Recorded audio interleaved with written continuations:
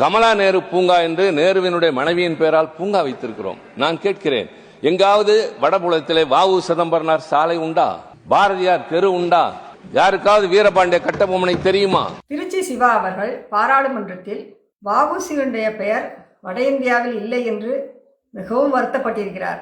பாவம், ரொம்பவே வருத்தப்பட்டிருக்கிறார். இவர் தமிழ்நாட்டில் அதிகாரத்தில் இருக்கிறாரே, எத்தனை பல்கலைக்கழகத்திற்கு வ.உ.சின் பெயர் வைத்திருக்கிறார்? எத்தனை நூலகத்திற்கு வ.உ.சின் பெயர் வைத்திருக்கிறார்? இவர்களுக்கு பாராளுமன்றத்தில் சிலை வைக்க வாய்ப்பு கிடைத்த போது வ.உ.சிக்கா சிலை வைத்தார்கள்?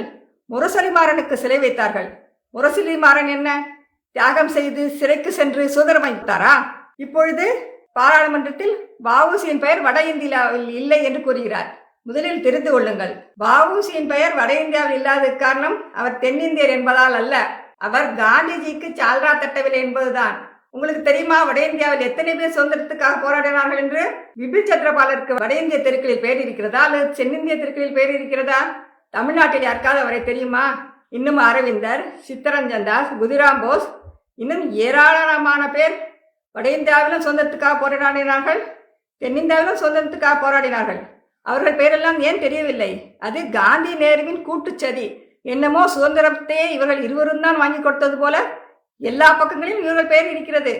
அதனால் வ.உ.சியின் பெயர் வட இந்தியாவில் இல்லை என்பதற்கு ஒரே காரணம் அவர் காந்திஜிக்கு சால்ரா தட்டாததுதான். அவர் தென்னிந்தியார் என்பதால் அல்ல. வட இந்தியாவில் உள்ள பல தலைவர்களுக்கும் இந்தியா முழுவதும் எந்த புகழும் இல்லை.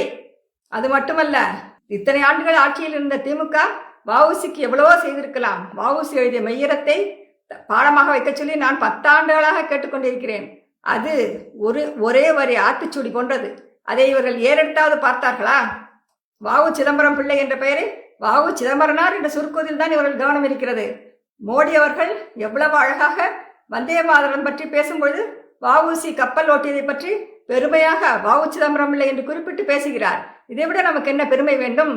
காங்கிரசும் திமுகவும் வ.உ.சியை மற்றும் பல தலைவர்களை முடக்குவதில் மிகவும் அக்கறையுடன் செயல்பட்டார்கள். இப்பொழுது வேஷம் போட்டுக் கொண்டிருக்கிறார்கள். அதனால் இதை நான் வன்மையாக கண்டிக்கிறேன்.